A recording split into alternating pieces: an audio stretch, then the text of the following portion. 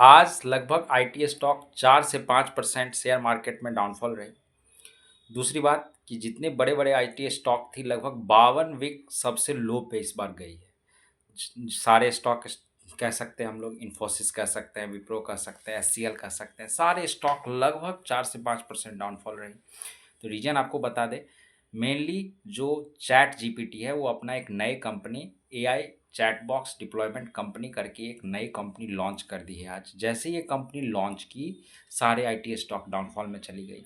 Reason यही है कि अब सारे कंपनी को का जो काम है वो जनरली चैट जीपीटी तो अपना एक सर्विस प्रोवाइड एआई कंपनी थी ही, साथ में जो डिप्लॉयमेंट या फिर जो भी कंडीशन अप्लाई होती थी वो सारा कंपनी चैट जीपीटी बाकी कंपनी पे डिपेंडेंट होती थी।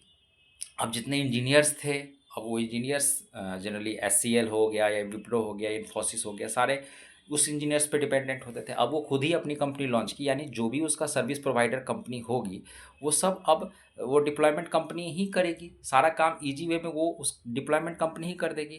तो आप कह सकते हैं कि आईटी जो कंपनी जो सर्विस प्रोवाइड कर रही थी एचसीएल, विप्रो या इन्फोसिस वगैरह, वो ना होने के कारण अब वो कंपनी को लॉसेस होगी। और एक तरह से कह सकते हैं ये एक बहुत बड़ा चैट जीपीटी के लिए रिवॉल्यूशन है। और इतनी बड़ी कंपनी तो थी ही चैट जीपीटी, आप समझ सकते हैं कि एआई कंपनी में अगर एआई का नाम आता था सबसे पहले चैट जीपीटी ही हम लोग बोलते थे।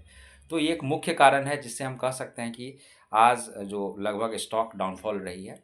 और इसी तरीके से हम आपको न्यूज़ अपडेट करते रहेंगे। चैनल को ज़रूर फॉलो कर लीजिएगा और लाइक सब्सक्राइब ज़रूर कर लीजिएगा।